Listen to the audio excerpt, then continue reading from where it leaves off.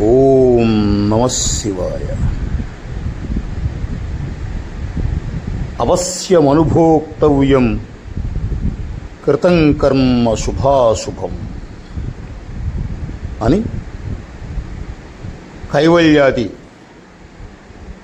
కఠోపనిషత్ మొదలగు ఉపనిషత్తుల్లో అద్భుతంగా ప్రారబ్ధ కర్మ దాని యొక్క ఫలితం గురించి ప్రస్తాపన చేస్తూ శేషే సహసయానేన గచ్చంతి మనుగచ్చతి నరాణాం ప్రాక్తనం కర్మ ఫలం దత్వా విధీయతే అని చెప్తుంది. మనుజుడు గతంలో తను ఇష్టపడి ప్రియాతి ప్రియంగా అమిత ఉత్సాహంగా అమిత ఆనందంతో ఉవ్వెళ్ళూరుతూ మనసా వాచా కర్మణ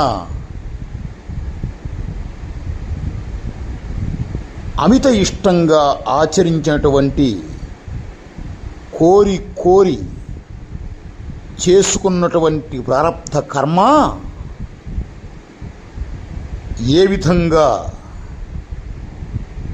వెంట పడుతూ ఉంటుందో ఇక్కడ గంభీరంగా ఆదిశంకరులు వారు చెప్తున్నారు.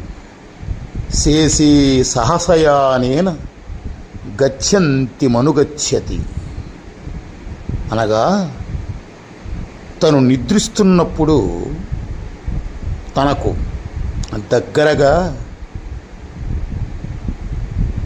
తన భార్య పుత్రాదులు కూడా తగలనంత దగ్గరగా తాకనంత దగ్గరగా ప్రారబ్ధ కర్మ తనను అంటిపెట్టుకొని ఉంటుంది. అలానే గచ్చంతి మనుగచ్చతి నడుస్తున్నప్పుడు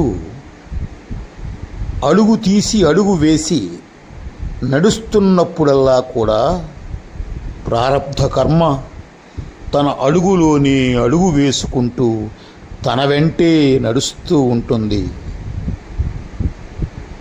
అనగా శ్వాస ఎంత దగ్గరగా ఉంటుందో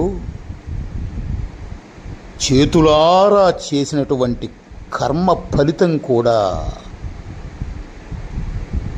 ప్రారబ్ధం అంత దగ్గరగా తన వెంటే ఉంటూ తనతోనే తింటూ తనతోనే నిద్రిస్తూ తనతోనే నడుస్తూ ఫలం దత్వా విధీయతే